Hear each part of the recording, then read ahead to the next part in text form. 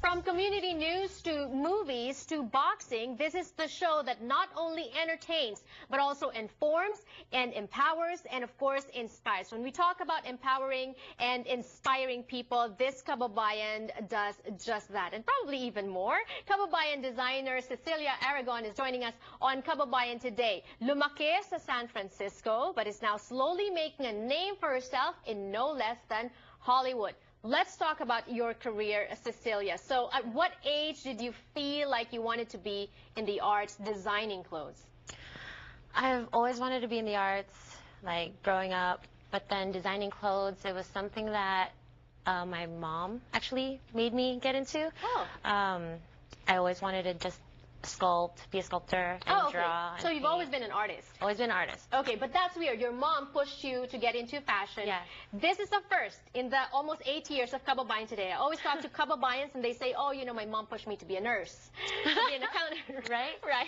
Yeah. So for you, your mom pushed you to be in fashion? Yes, my mom pushed me to be in fashion. I just wanted to go to art school. Okay. She didn't really support the arts. She thought I was crazy. She wanted me to be a lawyer, nurse, doctor, all that.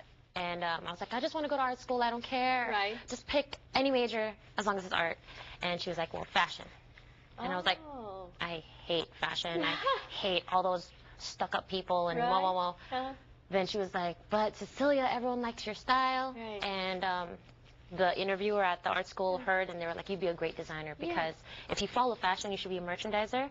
But when you know your own fashion and you know your own style, then you should be a designer. Oh, I didn't know that. Then I got into it. Yeah, right? And God bless your mom, because but if you went inside the courtroom looking like that too, I'm sure you will probably make your case as well. Yes, very well.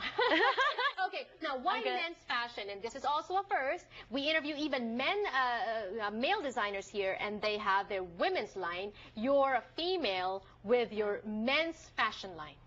Okay, well, I'm menswear. My father is a ballroom dancer. He loves clothes. He loves looking sharp. He takes care of his clothes, and I always used to watch my dad getting dressed and seeing how he loves his clothes. He used to teach me how to polish his shoes, and he'd pay me money to shine his shoes while he works in the garage. Wow. And another reason why I picked menswear is because in fashion school, I started off as women's wear, like everyone else. We always start women's wear. And everything I want to design, my teachers would say, this is too couture, or too costumey, too literal, because I like classic things and with a little twist. And I was like, well, how can I learn how to make the stuff I want to make? And I want to make my dad a blazer for Christmas. And they were like, well, you need to take tailoring. I was like, well, where's that class? They're like, we don't offer it. Oh, okay. So I wrote a letter to the president of the school, and I kept requesting menswear classes in the little survey at the end of the semester. And I was like, we need menswear classes. Okay. We need shoe design. I want to work for Michael Jordan. Did you ever make it? Did you ever get it? The next semester, they had a menswear program, and I was one of the first official batches to graduate menswear. Way to go, girl. And this designing experience has taken you to the world of TV. Style to Rock with Rihanna. Yes. And Style Network now on Bravo. Tell us about that. So Style to Rock is amazing. It's like the greatest experience in fashion that I've ever had. I developed so much as a designer being on the show because it pushed me to be out of my comfort zone and to be able to make women's clothing because I learned menswear and I learned pattern making. Right. So I learned how to let go of technique being on the show and just to go with my gut. And also being out there, being judged, being constantly judged, and being, you know, fighting for your way, fighting for your right. Yes, and that was totally a dream come true because I've always been so gifted in making clothes and making really good clothes, but don't know what to do with them, don't know who to show them to.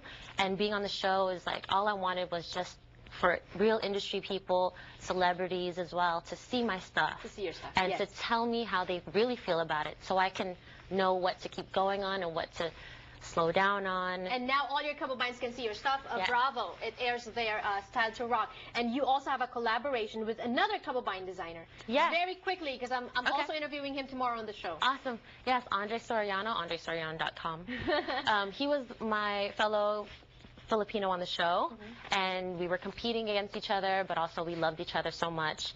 And he asked me after filming, he was like, Cecilia, come do Fashion Week San Diego with me, you, me, and Dexter. And I was like, I'll think about it.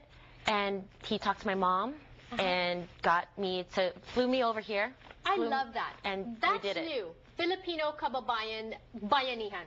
Yes. Right? And people always talk about, crab mentality, Filipinos against Filipinos, but this one is just amazing. I'm going to talk to Andre tomorrow, but for now, thank you so much for making us proud. Best of luck to you. Thank you. Thank you for joining us today on the show. My name is Janelle Sawyer, Kababayan in Los Angeles. I'll see you next time.